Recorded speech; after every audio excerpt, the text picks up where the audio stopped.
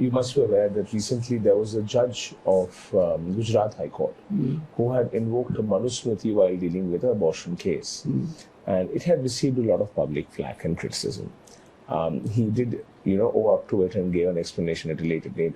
So these kind of instances have happened for a lot of times with the lower judiciary or the high courts in citing, verses from religious books, etc., to substantial, probably a scientific or a legal point.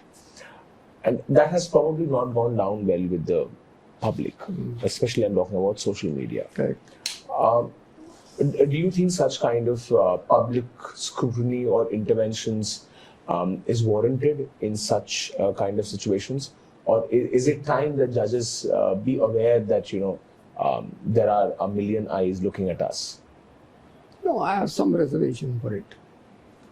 You see, I don't want to comment on the orders passed on the judicial side, because what prevailed upon the judge to pass such order is very difficult for me to say. But at the same time, orders on the judicial side, whatever the orders are passed, my request to the media is, the comment must be positive. You may scrutinize the order, you may comment on the order. But what is going on today is that we have started commenting upon the author, which to my view is not justified. You see, we are human beings. People say that we are next to God. People have a blind faith in this institution, true enough. But still, we are human beings. And as a human being, we commit something wrong sometimes, errors, which you may call human error or otherwise. But that doesn't mean that a public scrutiny is made regarding the author's own view, which he expressed in the judicial orders. If you find judicial order is not sustainable, let it be set aside. Let it be modified by a higher court. But the way the media and the public scrutinize and start commenting upon the author of the orders passed by the courts, and to my understanding, there must be some restraint. You see, otherwise, the judges will not work independently. Otherwise, the back of the mind will remain how the public will perceive my order. Yeah. How media will perceive my order. And if that remains in the mind of the judge, at the back of the mind, it will be very difficult for a judge to pass orders.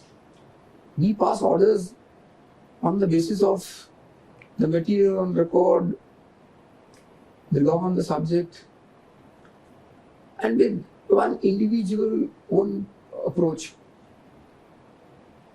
I always say one thing: let one petition in the Supreme Court, which is instituted, as SLP we call it, let it be placed before 5 different benches. Same order, same judge, same order include, same SLP, different benches. You will find different orders. Because we are human beings, we are not computers. I have my own notions, I've been brought up in a different atmosphere.